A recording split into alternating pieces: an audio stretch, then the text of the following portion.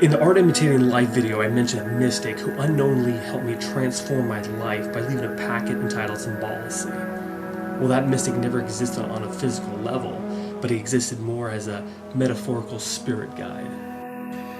From the beginning, SYMBOLICY has morphed on several occasions. It started off as this business concept, and now it's the main source of all my film video projects. And early on, all these ideas and concepts started flooding through, and I knew I had to build a house to hold all these ideas in. And I know I needed to create a very clever, experimental, artistic, offbeat story of getting into character to see this vision through.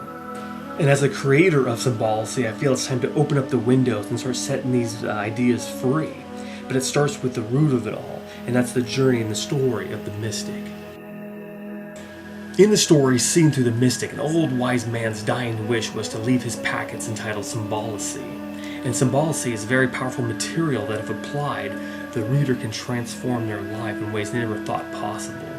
Well, in the story, I kind of incorporate myself as a person who finds the packet, and I transform my life by opening up the floodgates of all these ideas and concepts coming to me, and I entitle it SYMBOLICY to keep this vision that I received alive. And on that packet, there's a date about 4 months later to meet up with like-minded folks at a certain park. So with nothing to lose, I go to the park and find out there's 3 other people who also found the packet. So we share our stories, and basically, just like the mystic, these 3 people are characters that I created. I felt I had a great story to tell, a great gift to give.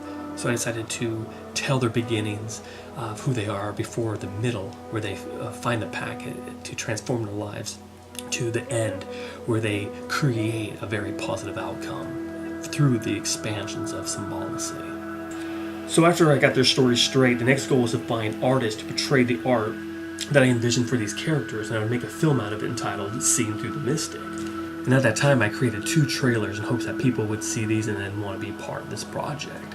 But like a lot of my visions, the timing just wasn't right, and I couldn't find the people. So I already, made the 2 trailers, and I'm like, what am I going to do? So once again, the project morphed into Seen Through the Mystic, to Seen Through the Mystic, the art of character, where I would actually do the art of the characters that I envisioned, and I would make a documentary about it, and that'd be my first experimental film. The benefits of doing the art of the character allowed me to better tell their stories, better tell the story of Seen Through the Mystic by incorporating both our experiences together to create something bigger. And it allowed me to open up creatively, take it to the next level.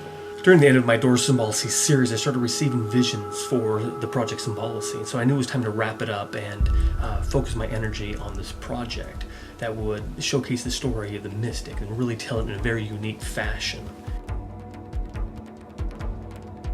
When I was returning to SYMBOLICY, all these ideas were coming to me to let me tell their stories, but it was this strong desire to tell the story of the mystic that really spoke to me. And I had to have a catalyst to do so and to make it realistic in a sense of that this could be a possibility. So I made it where the granddaughter contacts me while working on my Doors SYMBOLICY project to let me know that she has all this material about her grandfather that it would be beneficial for me to open me up to tell his story. But the reality is that she'll be the main focus, telling the story of Simon and his roots and how he got into the mind of the mystic himself.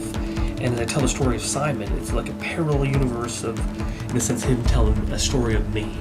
And as we kind of both tell the stories, we both grow and we expand, and that's kind of the whole purpose of this life imitating art, art imitating life.